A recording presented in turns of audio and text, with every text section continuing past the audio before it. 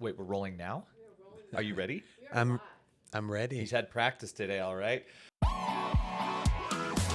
You don't have to live with pain or chronic neuro issues any longer. In this podcast, you will learn how to stabilize your brain, body, and biochemistry for the rest of your life. I'm Dr. Teams, and this is the NeuroReset Podcast. Okay, so hey everybody, welcome back to another episode of the NeuroReset Podcast. I'm Dr. Teams. We are sitting here live at Desert Brain and Spine, and we are here with Dan. Dan is finishing up a 3-week intensive rehab sesh, and you know he's one of those individuals just dealing with some of this post-COVID stuff, and so I'll let him tell all the details. But generally, we've had, I think, quite a few laughs, just a lot of hanging out, a lot of pushing, maybe harder than you originally thought. And yeah, I'd love to hear what your experience has been like. So the floor is yours. Welcome. All right. Well, thank you. Of course. Thanks for having me. So yeah, some backstory.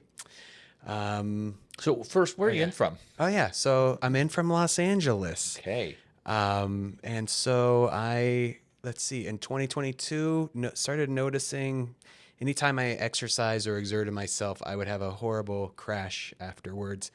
I'd be down and out for 24 hours, just exhausted, dizzy, headache, brain fog. Mm-hmm. Began my health journey then, like, what's going on with this? Tried... Let's put in perspective for these guys. What were you doing before? Was that after COVID, or was that before COVID even got you? I had COVID 6 months before this happened. Okay. So tell us what life was like before COVID. Oh yeah, thank you. So yeah, I mean, life was good. I was healthy. I would exercise maybe 4 times a week. I was energetic, happy, just living my life and smooth sailing. Yeah. Then that mystery thing came up, and had a physical. Everything looked fine to the doctor. I turned to Eastern medicine, tried acupuncture. She's an herbalist as well. Took Chinese herbs, did a liver detox. Tried everything. Nothing really helped. And then turned back. A year went by. It's 2023. Went to a different MD. He again tested me for everything. What do you mean by everything? Oh, great question. Blood work. Am I B12 deficient? Iron, vitamin D. Blood cell count. Really just blood test after blood test. And then around that time, by the way, it used to just be after exercise. Around that time, I actually had a COVID. Let me stop. Around that time, he says, I think it's post-exertion malaise. It's probably from COVID. And that's when it dawned on me, oh yeah, 6 months before this happened, I had COVID. So that was a big bummer to hear, because there's not a whole lot the Western doctors can do. Around that time, I had a COVID booster shot, which I now totally regret. I was actually told the booster shot might actually help people with long COVID, but lo and behold, my symptoms went from just after exercise to almost all the time. And a new symptom showed up, and it was my heart was just racing all the time, just pounding, seemingly for no reason. I would later learn the reason is this thing called POTS. So yeah, I'm going through all these tests that he sent me to rheumatologists to run their tests, endocrinology to run their tests, cardiology to run their tests, and yeah. What were the results of those tests? Oh yeah, they all showed I was healthy, completely fine. The one test that was a little interesting was basically a modified tilt table test. They didn't call it that. They just took my blood pressure and heart rate sitting and standing, not even for the full 10 minutes, just like a minute. And they observed, a jump of more than 30 beats per minute. So that was my journey with my MD. And by the way, he did not, as of now, has not diagnosed me with POTS and has not ordered a tilt table test, which I just find highly suspicious personally. But nevertheless, I'm not one to take no for an answer. I started seeing a naturopath Wasn't really getting anywhere with that, unfortunately. So on my down days, which were frequent, one of my, I jokingly call it my hobby, is, doing as much research as I can. What is this? What can I do? How are other people handling this? And that's when I read a Google review for Desert Brain and Spine about someone who traveled from New York to treat their POTS and had, great success. I started seeing more and more reviews, and then I'm like, who are these people? And checked out your website and was like, it can't hurt to talk. What are you doing? What are the logistics, et cetera? So what was what in our first conversation? What helped you? I maybe use the term believe that we could possibly help. Good question. I mean, the biggest thing that stood out to me is the concept that POTS is autonomic dysfunction, the nervous system, where all the other people I spoke to aren't treating the nervous system, they're treating the symptoms. The Western doctors talk about compression socks and drinking more water and taking salt. Even the naturopath wants to treat my fatigue and brain fog, which are symptoms. And I was like, if it's my nervous system's out of whack, there are people looking to treat the nervous system itself. So that to me was the big kind of eye opener. Right on. Yeah. Your story is unfortunately all too common. We talked last week, right? We had our workshop, and thanks for coming to that, by the way. And it takes on average 2 to 4 years to find a diagnosis of POTS, of dysautonomia, nervous system dysfunction. It takes 2 to 4 years to figure that out. So like you lose 2 to 4 years of life. I don't want to say trusting certain people, but generally, going to the people who's really the first line of defense, like your doctor, your primary, and then you get referred to all these specialists. And what we're finding is, our job, we have somebody on our team that every week goes around to different cardiology offices, neurology offices, I guess even now rheumatology offices, because that's where you guys tend to get referred. It's neurology, cardiology, rheumatology, those three typically. And so we're calling on so many different offices, probably at this point 20 or 30 in the Valley, and nobody knows what to do with POTS. It's like I don't know why. It's just it comes so natural for us to assume that it's the nervous system, And so so we know that it's a rough road to get the diagnosis.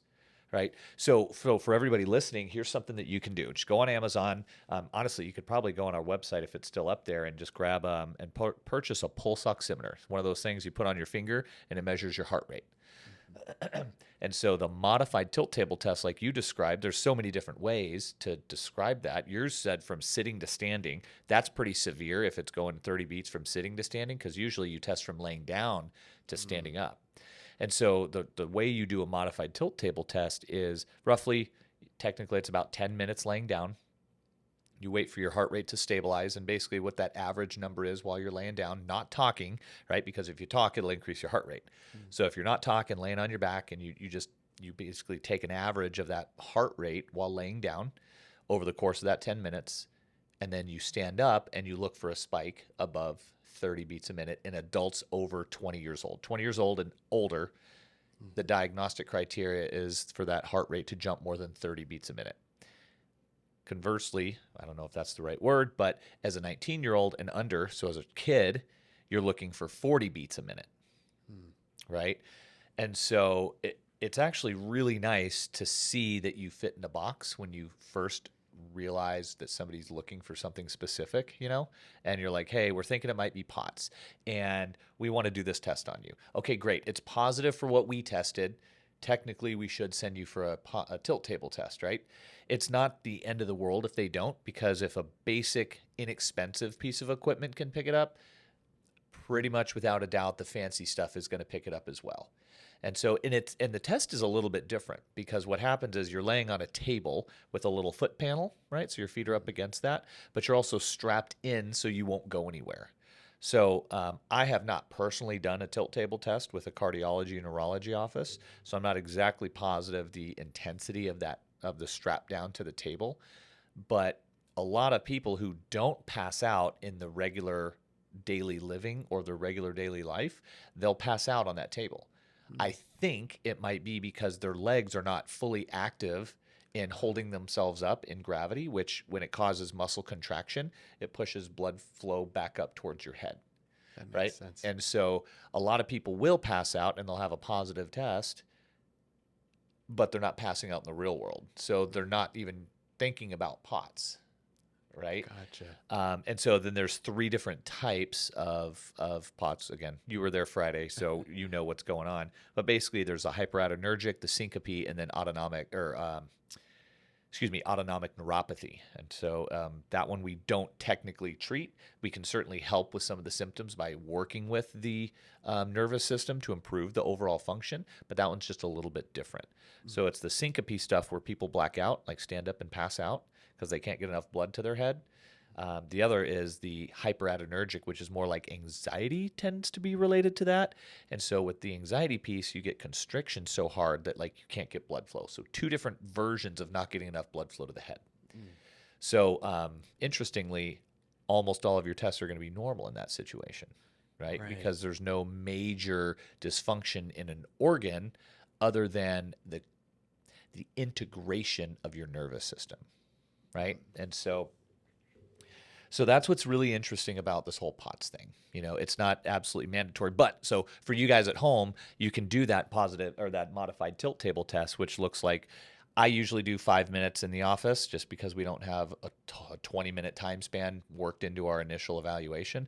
So we might do 5 minutes. If people don't know, then we'll do it. If people already know, there's really no major point in doing it. Like we can do checks and things like that, but most people are following up with their cardio, whoever did the testing in the first place.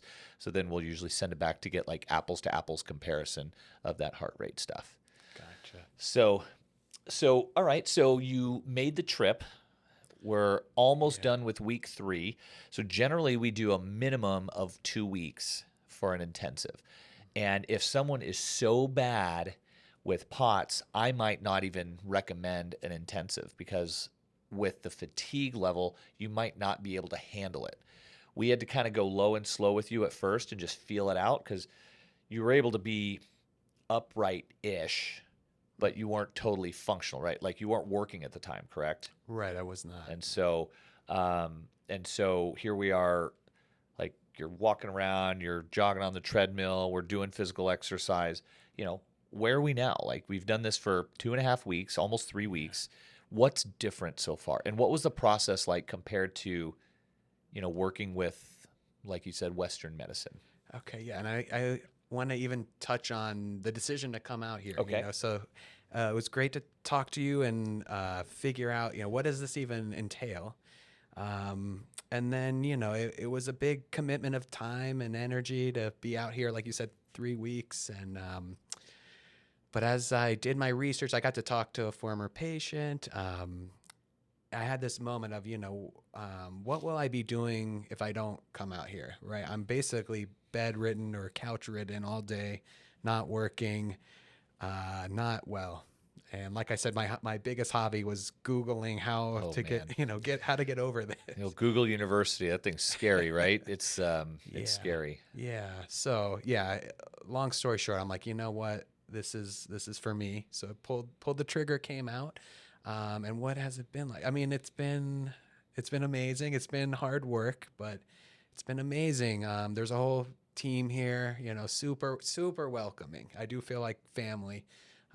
And the way I describe it to my family, who they're checking in on me while I'm out here.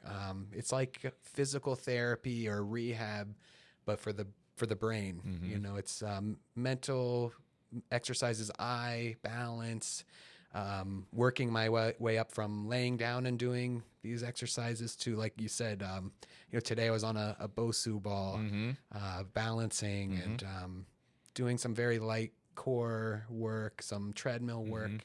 and also periods of rest and recovery. So, yeah, in fact, I feel like I recently hit a new level of feeling better. I know I told you and the team that, I woke up that day and I just felt better. Yeah. And That was last week, right? yeah.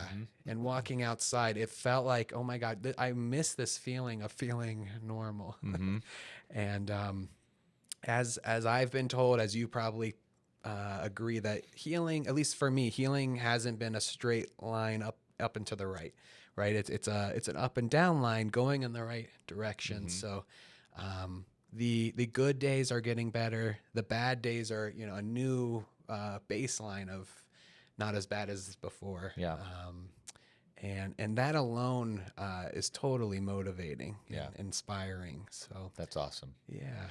So the stuff that we have you doing in the office as of today, 3 weeks ago, did you think you'd be doing that? Something like that intense? No, I didn't. In fact, I haven't had much time to even reflect. But yeah, how I felt 3 weeks ago, I've definitely improved big time. Yeah, that's awesome. So, yeah. And we touched base earlier today on like, hey, we can almost always get fantastic results here on the intensive, right? But you're here to train. Yeah. Right. So what's it going to be like when we get back to the real world? Right. It's going to be a modified version of this. Right. And a lot of people ask this. They start the last couple days of the intensive.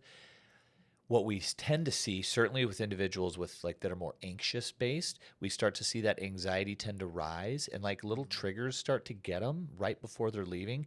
But it's because it seems to be most commonly because they are starting to worry about what the normal life is going to be like, right? And so most commonly what we find is those with, call it like triggers that are easily triggered, or at least were easily triggered. They tend to go out and kind of do too much too fast, right? Where we know you can handle what we're doing here, but you're here for a purpose. That mindset is different than like waking up to go to work, right? Or waking up to go to interviews or just to a friend's party or dinner with friends, whatever it might be, right? And so the intention is a little bit different there. When we get back into our old ways and our old habits, some of those old habits creep back in and start to trigger certain things, right?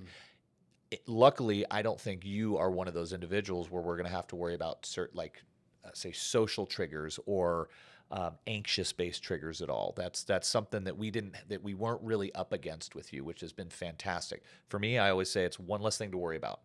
Right? So it's more about just driving your system and improving it just enough that you can hold on to the next day and then we can build on it. Right? So I don't think any days we totally cooked you, did we? No. All right, perfect. Yeah. So that's a big fear that a lot of people have when they crash, right? Like your old exercise stuff. Yeah. So we had to make sure that you could handle standing upright before we ever put you on the treadmill, right? Like we had you walking and shaking your head. So when you're like, oh yeah, I'm handling that just fine. Great. Let's make it faster. Right. And so we do it within your tolerance. Right. There's a lot of that laying down and breathing through some of the exercise stuff, which is perfect. And that's just what you have to do. So what we'll do is we'll schedule a follow-up usually about a week later. And we'll start with, usually it's one of our rehab coaches, and they'll just touch base like, hey, how's everything going? Everything going good. And you're going to say either yay or nay. If you say yay, perfect. We'll talk to you in a couple weeks. Like, keep up the good work. Stay on top of stuff. If you have any questions, we can answer that now. If there are flares, right? It's like perfect, like no problem. They happen sometimes. Let's get you on the phone with Doc, and he'll help you work through those, right? So it's like we've got you covered from pretty much any angle, and that goes on for usually about 6 weeks, right? That seems to be when people stop really feeling like they need to talk anymore or like review the case or have the case managed. So in the next 6 weeks, like we'll work on your kind of return to play, so to speak, and get your own exercise routine going, because you're a big yoga guy, right? Definitely. And so yoga is it's excellent because you can go at your own pace and own intensity, right? Yeah. So the plan is to definitely do that. What I would say is if you usually do like an hour, 50-minute like session, I would probably drop that down to like 20 minutes to start. something like that. Maybe even 10. Wherever you need to start is where you need to start. So if we say we're going to run 20 minutes of yoga today, pay attention to the intensity of that yoga. Pay attention to the up-down version of that yoga, right? Pay attention to how long we set for the yoga. So if we set 20 minutes at a normal intensity, but you start to feel something around 12 minutes, right?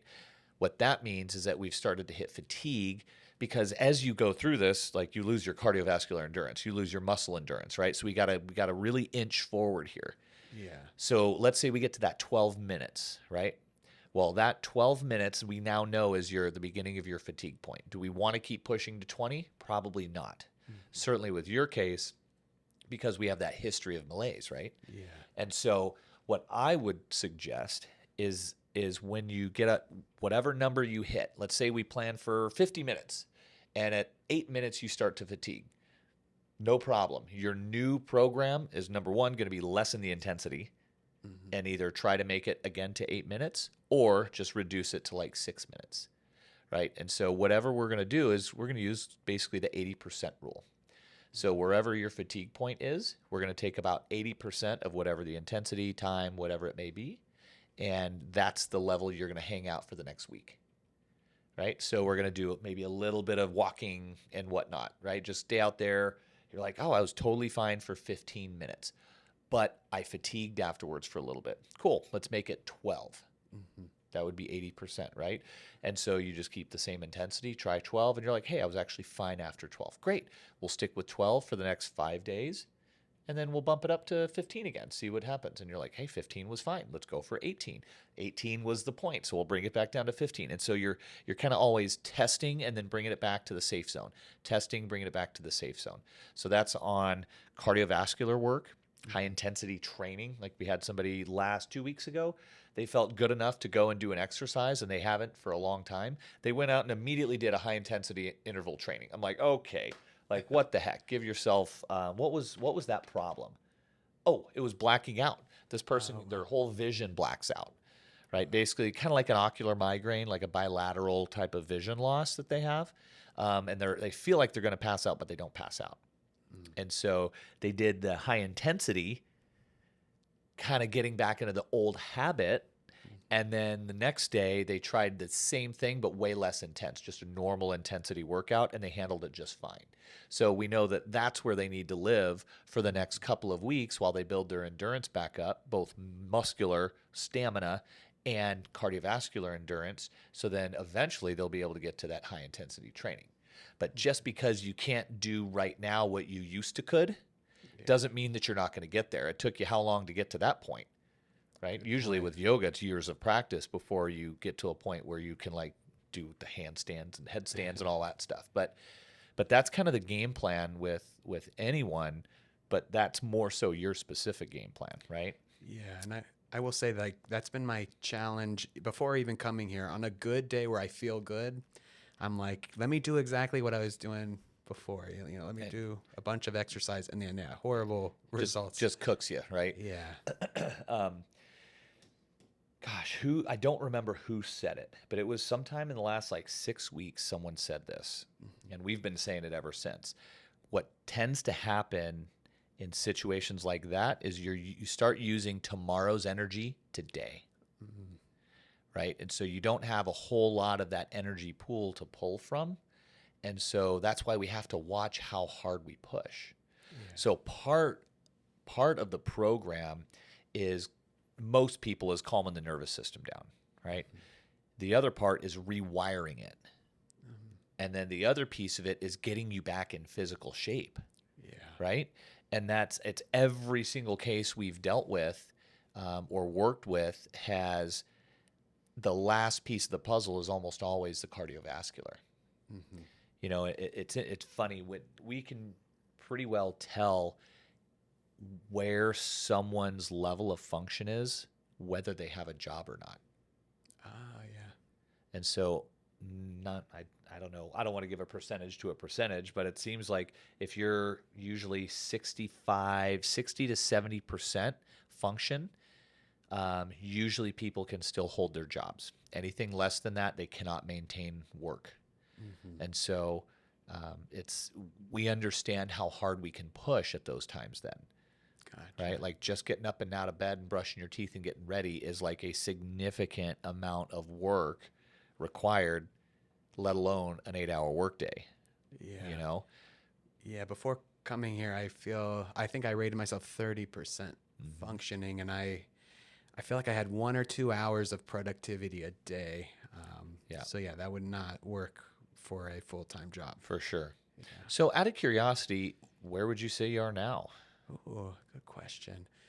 You know, I have a little fatigue just from doing the work day in, day out, Yep. right? But I also mentioned it's not the fatigue I felt with POTS, Yeah. right? What was that kind of fatigue? I'm sure Okay. people will totally relate to this too. Yeah, I describe it as it was a heaviness in my body, whereas some fatigue is like I need to take a nap. I want to go to sleep.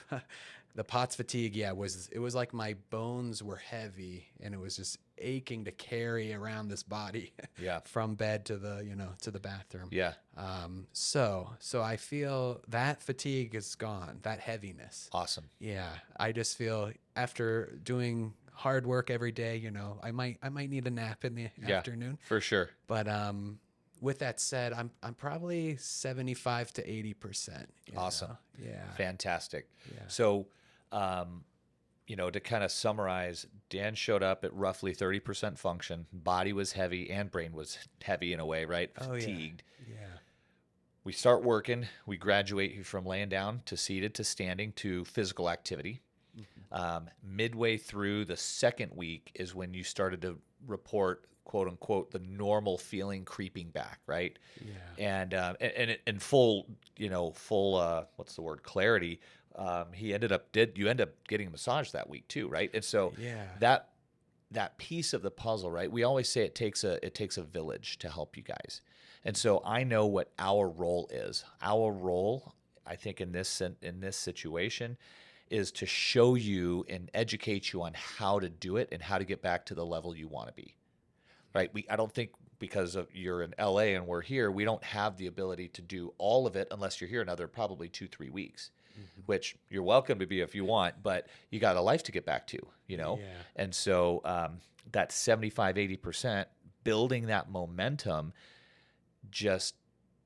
and learning how to do it and what to look out for and how not to push too hard and like crash yourself again is the other piece of that puzzle. Like, give it another 6 weeks, you'll probably be 90 to 100. I say 100%. I always say we don't shoot for 100 because I think perfection is unfair for anyone to try to strive for. But like you can strive for it, but if you don't achieve it, it's okay. 95% is still pretty darn good, right? There might be, in some cases, maybe some trauma that won't allow someone to get to 100%. And so, like, for safety reasons and to kind of cover our butts, I look for that 90 to 95% function where other people can get the other stuff for you. You know what I mean? Definitely. And so, like if there was one lab test or whatever that you said was a little off from before, maybe that one you go and optimize now and boom, it gets you another 5% and that's your 100. Don't know, but we won't know until we check. So I'm really excited to see over the next 6 weeks how you continue to improve. And I'm grateful that you gave us the opportunity, and all it took was just a few weeks to get you back up to this level of function. So that's been really cool. So the last piece of the puzzle, right? We talked about really anything under 60, 70%, and people tend to not be able to hold that job. Were you looking for work before you came out here? Yeah, I started about January of this year. Okay. So. And I remember you told me, tell me the experience you had in that interview and what they said about kind of your level of function. Right. I'm glad you remember that. It's to give context, it's about May. So let's say I've had about 5 months of job hunting and interviewing. And a lot of interviews, I've been turned down from every one. And one in particular actually gave me feedback and said that I didn't have the energy, the like enthusiasm, energy, presence as someone with all these accomplishments on my resume, or, for this job title, they need someone with a certain energy level. And even though my resume is a great fit, they told me you were too low energy. Wow. Yeah. So I'd be very curious to call them back. I mean, not that you want to, right? But I'd be very curious to see how that would pan out now. I agree. And in fact, I'll just share, it's rejection's hard for me, and even if it, for whatever reason they gave, but for them to give that reason for this condition that has been nagging me, that was a hard, It's like, and you knew it. You're like, I know. yeah. But to me, that would be that moment that you're like, shit, people can tell.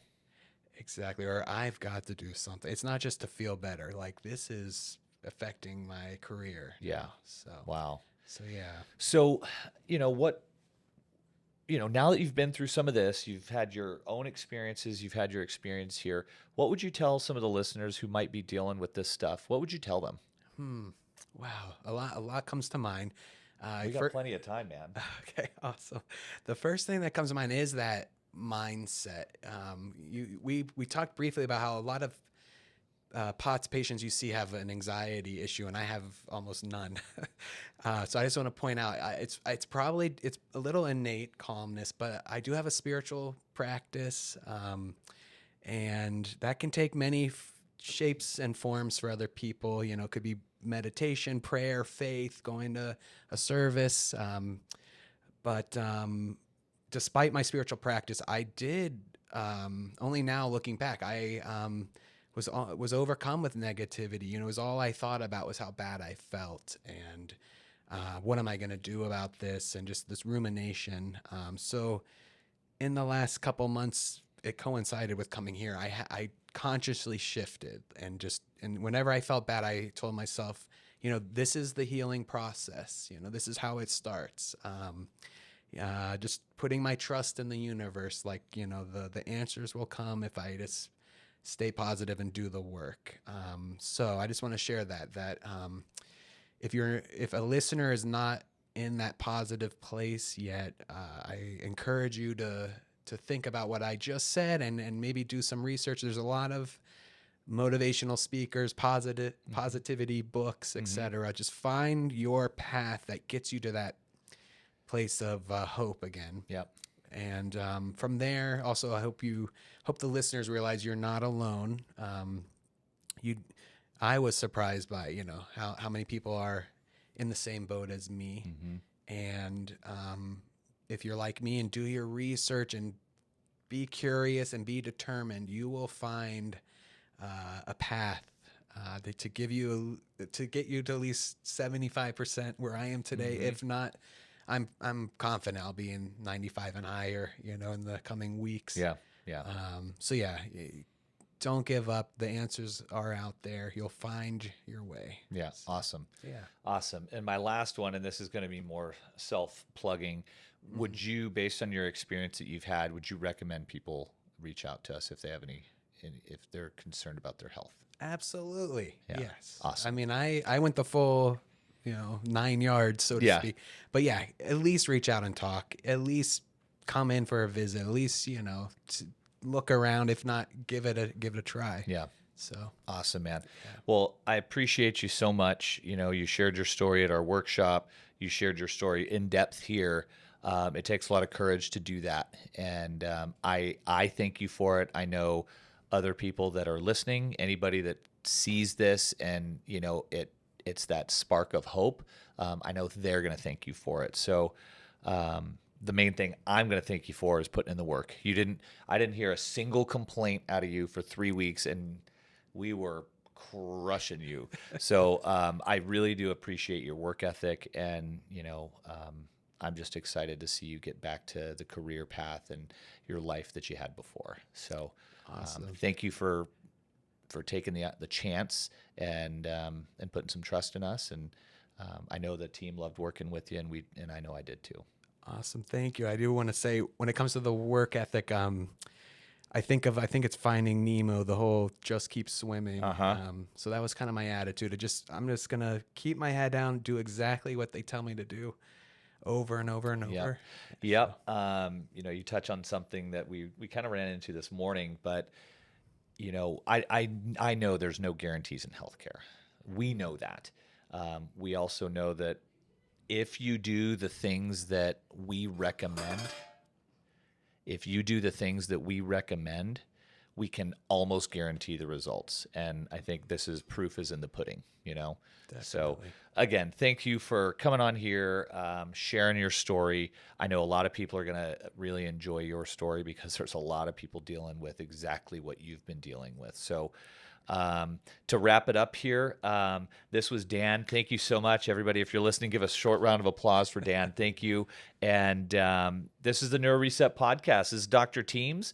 If you're looking to maybe reach out and have a consultation or something, you can either call us at 480-674-9199 or visit us on our website and just do the chat bot, and one of us will reach out to you. Okay, that's desertbrainandspine.com.